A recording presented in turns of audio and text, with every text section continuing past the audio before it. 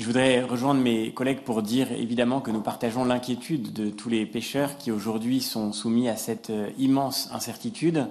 Nous savons très bien qu'aujourd'hui un accord avec le Royaume-Uni est suspendu à un fil et que les équipes de négociation continuent de travailler dans cet objectif sans avoir de certitude sur l'espoir d'y parvenir.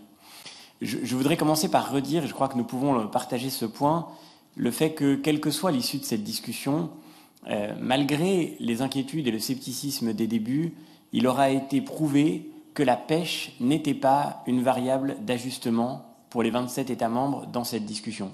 Et je crois que nous devons pouvoir redire notre reconnaissance à Michel Barnier et à l'équipe de négociation qui, jusqu'au bout, aura maintenu la pêche au cœur de la discussion sans jamais en faire un terrain sur lequel céder à la partie britannique, ne serait-ce que des victoires symboliques pour pouvoir arracher un accord. Je crois que c'était fondamental et on peut constater que tout au long de cette discussion, aussi bien du côté britannique que du côté des 27, la question de la pêche sera restée une question cruciale.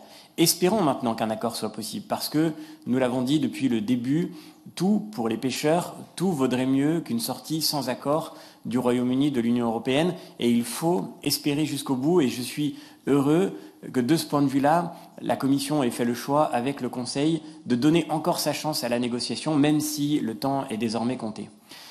Je voudrais remercier la Commission pour la présentation des mesures de contingence. Nous avons, Monsieur le Président, vous nous y avez justement conduit, accepté les mesures d'urgence et la procédure d'urgence sur ces mesures de contingence, parce qu'il est très nécessaire que nous soyons prêts, en cas de no deal, à assumer les conséquences techniques, juridiques d'une sortie sans accord. Maintenant, je voudrais aussi, en notre nom à tous, je crois, partager avec mes collègues cette conviction. Si ce no deal se réalisait, alors il faudra que notre commission joue tout son rôle dans la discussion sur le fonds d'ajustement Brexit et la manière dont il sera mobilisé pour venir en aide aux pêcheurs qui seront les plus touchés. Bien sûr, nous serons dans l'urgence, mais, Monsieur le Président, sous votre responsabilité, nous serons prêts à travailler avec la rapidité nécessaire, mais avec l'exigence requise pour garantir que ces financements seront efficacement mobilisés pour venir en aide à ce secteur qui serait le premier impacté par une sortie sans accord. Et je crois que c'est un point fondamental. Nous devons pouvoir porter ce sujet ensemble. Aujourd'hui, il faudra que nous puissions apporter aux pêcheurs les réponses indispensables pour maintenir leur activité et pour permettre à la pêche européenne de se réorganiser dans le choc de cette sortie sans accord. Nous savons très bien l'enjeu humain, l'enjeu social, un enjeu vital pour beaucoup de nos territoires.